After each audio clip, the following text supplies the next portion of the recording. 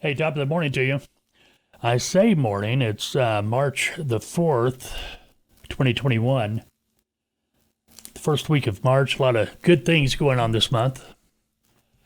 And as you can see, we're doing the video podcast. It's running again.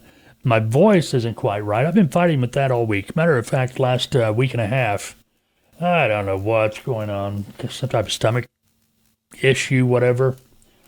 And now, I haven't been able to talk a whole lot, which my wife is really happy about. But as far as that goes, it is what it is. We got to do a podcast. We'll get it out. Now, something new about this podcast, and it's pretty much going to be the same for all the video podcasts going forward. The FBTV Insiders, you are going to have access to the live broadcast. When we're actually producing this live, you're going to be able to watch it live. And that means if you have any questions or anything, you're going to be able to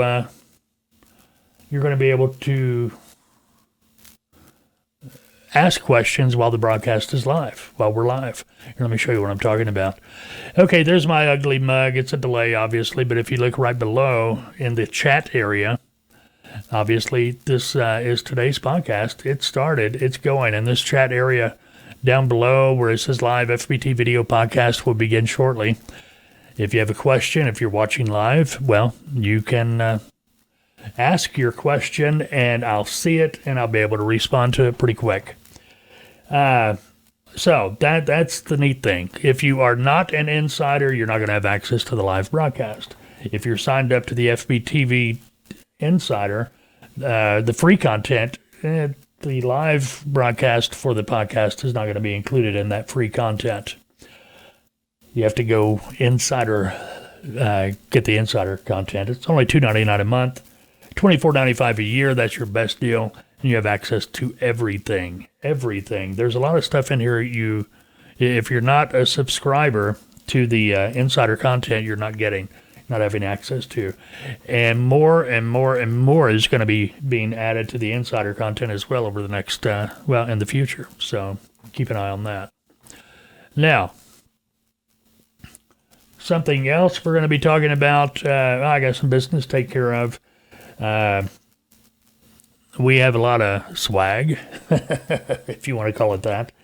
Go to the Freight Broker TV website. You're also, if you're an insider, you're going to find this in your best resources, but it's going to take you to the same place. Go up here to the top where it says FBTV Store. Click on that, and there you go. You have access to all of this swag. Matter of fact, getting ready to order the tees, the tanks, and the radio mug. All right, some of you may have noticed, maybe not. This week, we have been playing around with FBTV Radio, bottom line. Been playing around with it. We were looking at doing some licensing to be able to play music. Matter of fact, for the last, all week, we've been playing around with the music, trying to do live shows in the morning. And the more we've played around with it, and the more we've worked with the company that is supplying the license, or would be anyway, and the stream hosting and providing all that, for what they're offering, what we're getting, we're going to burn through it too quick. We could be off the air in the middle of a month because we went through all that, the licensing, the royalties, and all that. It's just going to add up too quick. And what I mean by too quick, you only get X amount of listening hours for whatever money you're wanting to pay. And it starts out pretty low, and we were playing with that because we were trying to see if we could actually get it to work right. And we did get it to work right, 97, 98% right anyway. But the 1,500 total listening hours per month, that just wasn't going to cut it. Not going to be enough. We're going to have a lot more. Even when we had the radio station before, and I was just replaying all the podcasts and things like that, Yeah, we burned through that pretty quick. And now you add music to the mix. Hey, we just couldn't find being effective doing what we wanted to do. Well, the radio station returned? Maybe. Probably not, because everything's gone to the podcast, and now we are going to start doing these videos. Now, let me ask you this. If you're an insider and you come across the video, you may not be watching it right now, but in the future, days and weeks ahead, you come across this video, and you want to, well, what I'm getting at, would you be interested in us doing a daily live broadcast? This will be for the insiders only. Now, we do have plans to do some live YouTube stuff, but it's not going to be anything like what we do on the Insider. But anyway, you'll get the idea as we go forward. But let me know. If you'd like to see a daily broadcast, we're kind of open to suggestions, put it that way. All right, what's going on? Let's get to the podcast. Now, these things we're going to try to keep in 25, 30 minutes. And there's a reason for that. Mainly, if we ever do the radio thing, we need them to be around 25 or 30 minutes for timing. Everything's timing. All right, Q&As. We got some stories. Let's see. First thing before we get to the Q&As. And Sarah, you're on this Q&A today. The Godfather says you're going to make it to the Q&A today. The inside joke. We'll talk about that in a little bit. Now I got to get my coffee in. It is hot. All right, Bendix recalls certain check valves due to air leak. Bendix. They are recalling a few thousand check valves after discovering a potential air leak, according to the NHTSA, National Highway Traffic Safety Administration. Specifically, Bendix is recalling more than 2,000 SC-3 single check valves, part number K094964. K094964. According to the NHTSA documents, the retainer may not be properly seated in the retainer groove, causing an air leak within the braking system. Consequently, these check valves failed to comply with the requirements of the Federal Motor Vehicle Safety Standard number 121. I thought it was going to FMCSA, but they threw me a curve right there. Anyway, air brake system. Manufacturers that purchased the SC-3 single check valves going to be notified by Bendix as of publication here within the last 24 hours or so. The remedy is under development. They don't even know how to fix this thing. Recalls are expected to begin April 19th. Again, here we are again.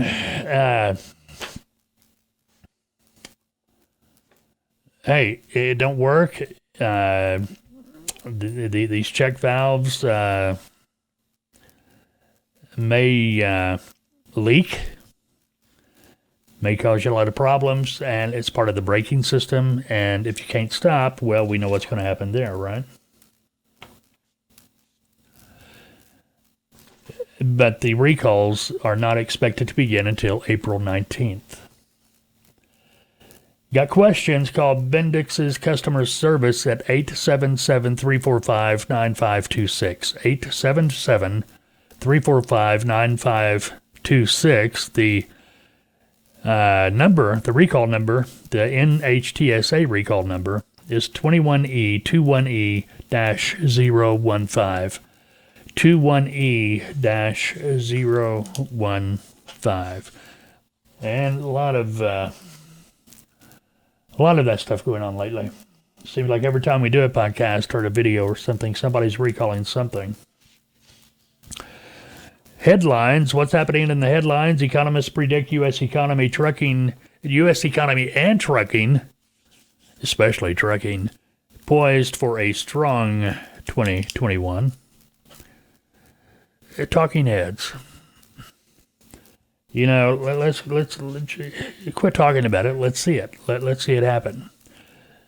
Things. I'm about sick of politics. I think we all are. And after COVID-19, after everything going on the East Coast, the West Coast, the whole 9 yards, if you still, before this COVID-19 thing, if you really thought for a little bit that our politicians were being square, telling us the truth, well, when we get on the other side of this and get to this point, pretty good idea. If you still think they are honest with us, well, I can't help you. I used to believe that the government was honest, but now they're going to tell us whatever they want us to know.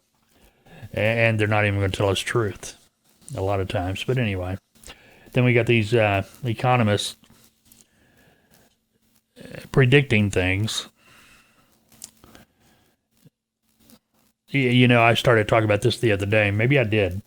I think I did on the radio because we were testing the radio stuff the other day, and I was doing the morning show. And during I was talking about this, and back just a few months ago when Trump was in office, and all through his 4 years, you didn't see too many positive stuff be predicted. And yet the economy for the 4 years kind of did pretty good. You don't have to agree with me, but you can go and you can twist the numbers however you want. But overall, I think the economy did pretty good. At least from where I sat, it was doing real well. Watching the freight and things like that. Manufacturing came back. A lot of things going on. All right, Twitter. What about Twitter? We are just about to turn off the Twitter account. We just not using it anymore. Never used Facebook. Never been a big fan of Facebook at all. Didn't trust Mark Zuckerberg, and apparently I was right for the most part. But anyway, the Twitter thing, when they get into this place to where they're going to be canceling, saying what you can say and what you can't say, no free speech, they are deciding what the truth is. It's over. It's over, so we haven't posted on Twitter probably since before the holidays. And so, expect that to be going away. YouTube, still around. YouTube getting to be the same way, though. And, yeah, they could cancel this video. They could turn it off and do whatever they want. But YouTube's getting to be the same way. You better watch what you say on YouTube, because if they don't agree with it, if they don't like it, they're going to shut your channel down. And it's happening all over the world right now. They're doing it to everybody, U.S. especially. For whatever reason, but it is what it is. And YouTube is owned by Google. In the future, if this government thing ever does start straightening out, Twitter, Facebook, Google, YouTube, it's going to be a nightmare. They are going to be so scrutinized. But anyway, let's move on, get away from politics. It is what it is. Even people I talk to every day on the phone, they see it, they know it, they're not stupid. You know it. If you're listening, it's just crazy. All right. Q&A. A lot of Q&As here. Several of them today. Matter of fact, if you got a Q&A, got a question you'd like us to answer on air during a podcast, whatever. If you're watching this on YouTube, put in your question or whatever below the video. Our comment section on our YouTube videos, it is open. This is where we get a lot of our questions from. We go in there, we try to reply to as many as we can with something to let you know what's up, that we've seen it, hey, thanks, or if you got a question, try to give you some type of an answer. But usually it's going to be, okay, here's the bare facts, or, quick answer, but we're going to give you an in-depth answer on one of these podcasts during the Q&A. So, all right, now, I was going to say the reason I'm not looking at the camera because everything is down here, and this is a podcast. We're just showing the video of what we're doing when we are actually producing the podcast. It is what it is. Okay. All right, first Q&A up today, Tawane. I believe that's how you pronounce it. Anyway, if I pronounced it wrong, excuse me. But Tawone, Tawane. Anyway, question, how do we pay taxes? Do we have to hire a CPA? And I assume you're asking about as a freight broker agent, doesn't matter. If you're an agent, yes, you're getting paid. You're going to get a 1099, and somebody's going to have to do your taxes for you. Now, it's a pretty good idea, whoever does your taxes for you, to get with them. Get with them before you start keeping, files and spreadsheets or whatever, and talk to them about how they want you to set up your books. Because there's going to be a lot of tax deductions. If you're independent, which as an agent, you're still your own business, there is going to be a lot of deductions. You want to keep all your receipts. You want to keep, whoever does your books probably, or taxes or whatever, bookkeeper, however you're going to do it. And no, it doesn't have to be a CPA. Matter of fact, my recommendation is just get somebody, a bookkeeper, so you don't have to pay a lot. Let them do your books. If you've got experience, you know how to do it, fine. They may want you to do it on QuickBooks. If you're able to learn QuickBooks and do it yourself, that's probably going to save you quite a bit of money every year. If you just give everything to them and they keep your QuickBooks for you, you're going to be paying a little bit of money. You hear me talk about CPAs and stuff during these videos because, well, Taltoa and FBTV, we're a company. We've got to deal with CPAs to make sure everything's right. We're, get the taxes filed, get everything done, make the IRS happy. We pay to make the government happy. I'm not going to go into specific dollar amounts, but we pay way too much, in my opinion. Between taxes and what we pay the CPA, it's nuts. Let me put it this way. There's some, I'm not even going to get into it. But do you need a CPA? No, you don't have to hire a CPA. Bookkeeper will do. If you know how to do QuickBooks, if you can learn it, you can do that. But get with a bookkeeper, whoever's going to be doing your taxes, and talk to them about it so you can get it set up, and they can help you get it set up the way they want it to be set up. Okay, simple as that. Okay, next up, Danny. Danny says, hey, saw your video and curious to know what I should write about and send to my prospects every week. Well, Danny, I have no idea what you're talking about. I don't know what you're talking about here, buddy. Saw your video and curious to know what I should write about. That's what's throwing me, the write about and send to my prospects every week. Okay. I'm guessing you have watched one of our marketing videos. And you are asking, okay, if I'm doing a newsletter or something like that, or blog or something like that, what I should write about and send to my prospects every week. And if you're doing newsletter, that's where the sing comes in. But all right, well, first of all, that's a good question. When I have clients, we're talking about that, doing your marketing, part of what we talk about. Okay, newsletters, blogs and things like that, anything to get your name out there, stay fresh with your potential customers, bottom line. What you should write about is things you know about, according to the business. Now, you may not know anything essentially starting out, but as you start working in the industry, you start learning, you're going to have things to write about. You're going to be involved in things. You're going to gain experiences and things like that, and you can write about it. But between now and then, it can be anything you want. You can, how to best work with a broker. Good good ways to find a broker, what you should expect from your broker. It could be a lot of things. If you wanted to, if you're into cooking or you're maybe barbecuing, we're getting into that time of year where there's going to be a lot of smoking going on. Matter of fact, getting ready to work on my smoker here next few days. I got a pellet smoker, going to drain it, get everything out of it. It's been clogging up some, and going to clean it all out. And I think the reason it's been clogging up is simply because I don't empty the pellets. So what I need to do is get in the habit of, after every smoke, empty all the pellets and then fill it back up when I'm ready to start smoking again. But anyway, we're way off topic there.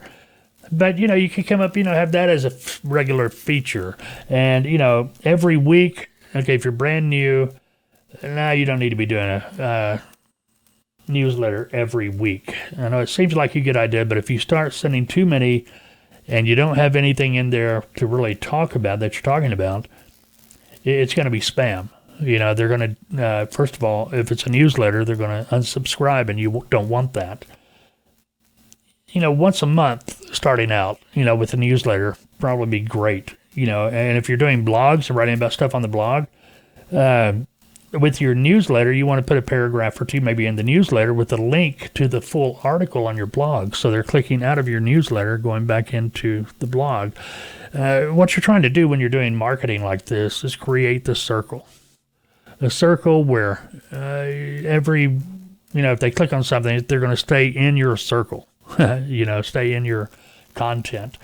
It just takes a little bit of time to get there. Don't rush it. If you're brand new, you're just starting out, you got a lot of other things on your plate right now, so focus on that. And as you think about something, if you get an idea of something you want to write about, write it down. Doesn't mean you got to go write the article, just write it down. Get the idea? All right, very good. Danny, you can shoot me another email. Matter of fact, if you want to send an email, contact us any way you wish. You can do that from our website, FBTV, freightbrokertv.com. FBTV at freightbrokertv.com is our email address. We have forums on the freightbrokertv.com website. We have a studio line. Matter of fact, we have that studio line set up to where we can actually take calls. I think we can while we're on the air. Maybe not. Maybe not. The more I think about it, I have to get with the text. Go from there with it. But anyway, you can call and leave a message. Leave your question. 479-668-0213. All right, Sarah. I'm going to talk to you about what you sent me. Inside joke. She starts out Godfather. I don't know, her and her husband. I get questions from them occasionally, and they refer to me as Godfather. And I guess there's one video there, or maybe several. It may give him, he's got that Godfather look to it. I don't know where they come from. Maybe it's my gray hair. Maybe, who knows? Anyway, she says, I am a new broker, and I got a prospect recently who asked me to quote on 10 lanes. And they have asked for a contract rate with a locked-in price for a 12-month period, at least a year. All right, let's start there for a moment. Let me get my coffee. We're going to go into therapy about this. I don't really have time, but we're going to do it anyway. So, yeah, this podcast, video podcast, is going to be a little bit longer than maybe was expected. Anyway, 10 quotes, 10 lanes, contracted rate. Okay, you're a new broker. You don't want to be doing that. I sent you a reply in the comments where you posted this on YouTube. And my recommendation was don't be doing this. Don't. You're too new to be quoting contracts, for contracts. Now, if they agree, now what when I read on, I see the rate you quoted. If they would have done that, maybe it would have worked. But still, this is something new brokers. A lot of people think, okay, we're going to come in, we're going to get a shipper, a customer, and we're going to do a contract right off the bat. usually don't work that way. You usually start by doing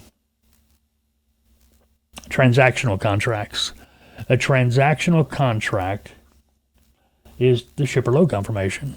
Every time you move a load, they're going to send you a transactional contract, so that it's for that load confirmation. What are all the details on the load, including what they've paid you. Okay, if you're wondering, yes, I just looked up and I saw something was turned on that shouldn't be turned on, so I turned it off, and hopefully the first 25 minutes of this podcast sounds okay. There's no way for me to know. We'll know in a minute, though. We'll know in a minute. But anyway, don't worry about doing that. One here and there. Another thing, too, if they want you to quote, here, this is something we ran into with one of my clients here a few months ago. And it's the only time I've run into it in 20 plus years. The prospect, they're not even a customer yet. Hey, how much would it cost to move this load from point A to point B? What kind of rate would I be looking at? Well, the agent, they did a rate, calculated it, said, hey, it looks like, it'd be around this much money. Okay, give me a truck. Well, you're not even a customer yet. It just got squirrely. And they really got bent out of shape. They got bent out of shape. They didn't understand that, yes, a quote's a quote, but we weren't even at that place yet, in the conversation, or the agent wasn't. They were working on working with that customer. They weren't even set up. It's just first phone call deal, kind of introduction. And this customer just turned it into a, hey, you gave me that number. I want a truck at that number right now. Never in my career have I ever seen anything like that happen.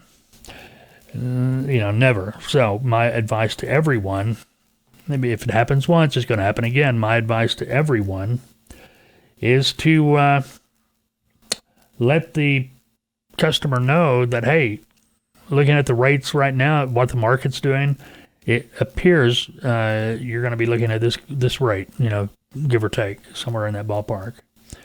That way, you're kind of telling them right from the word get-go, you are not promising a rate. It's hard for a broker to promise a rate for the simple reason you have no equipment. Now, if you got a truck over here and you're going to be able to get that truck to haul that load at that rate, sure, do it all you want to. But if you don't have a truck, it's a pretty good idea to let the customer know. If you don't have a truck, or if you don't have a truck that will move the load and you have no idea if you're going to be able to get a truck or not, it's a pretty good idea not to give or make any promises, put it that way. All right, going on with what Sarah said, I tried to give them a price using DAT and calling some carriers to check the market rate as well. That's the way we used to do it in the old days before we had a spot rate tool on the load boards. You find brokers that had like loads, call them, see what they were paying, and that was a spot rate. You'd add money to that rate. Anyway, she goes on to say, when I sent the quote to the shipper, they said my rates look too high at first glance, and they can't lock such a rate. For example, I quoted a lane 380 miles at $1,300. Okay, first, when I first saw that, well, that's pretty high, for a 380 mile load. What was that? 1,300. Yeah, over $3.40 a mile. 342 and some, 340 and some change. But the thing is, it depends on the lane. If it's a dead lane, and that's what she puts in there, it's a dead route. She wanted to kind of make sure she rated it high enough, so if she had trouble getting trucks, she had money to play with, and that's what you should be doing. But she goes on that shows the rate fluctuates, and that show the range of this lane is $900 to $1,200. So if the range is $900 to $1,200, you took it to 13. Yeah, okay. I don't see anything wrong with that. let's see. The shipper said he currently runs the lane for $850. Shipper's never going to tell you what they're actually paying. No, they may throw a number out there, but is it real? Who knows? I mean, seriously, who knows? That's the main thing. They're what the shipper's wanting to do is get the cheapest price they can. What you're trying to do is get the most you can out of them. And, same thing for the trucking company. What the trucking company's trying to do is get the most money they can out of you. What you're trying to do is keep the most. You're the intermediary. You got people pulling from you on both sides, and you're pulling from them from the middle. So yeah, 850. That's way below what even the range is from the DAT spot rate. So yeah, sometimes it's just best to walk away. Hey, sorry, if you're getting it for $850, I really can't help you because that's just too low. I can't promise you a truck like that, and walk away. Like I said in the comment that I sent over to you, don't be surprised if that customer calls you, in a few days. Hey, can we still do that rate? And that's when you start finding out the truth about the load or whatever. All right, very good. Okay, like I said, we went over. So, and hopefully, the first part of this video is not messed up. The audio is not messed up. If it is, well, I guess we'll just have to do it again. All right. It is Thursday morning, March the 4th. Real quick, fuel prices up again. We haven't talked about that. I got to touch on that. I told you here a few weeks ago, over $3 a gallon by Memorial Day. I was wrong. It's over $3 a gallon now. Diesel's at $3.07. It's up a dime from last week. And gasoline's trying to catch up. It's at $2.71. It's up 8 cents from last week. And expect gasoline. Well, I'll stay there. Maybe that's what I was talking about. Gasoline being up around $3 a gallon by Memorial Day. But either way, that's the way it is. All right. Weekend starts, tomorrow we're all looking forward to TGIF, obviously, then the weekend, and the weather's starting to warm up. It's hard to believe that 2 weeks ago we were at, 10 below zero? And now it's in the mid-70s every day here. Spring has sprung. Don't forget this weekend, time change. Spring forward, fall back. So we're going to set our clocks ahead 1 hour when you go to bed Saturday night, 2 a.m. Sunday morning, actually, your time. So we're getting that hour back. Going to be light longer, I should say. All right, real good. Hey, go have a good Thursday, good weekend and all that, unless you've made other plans, and we will talk soon.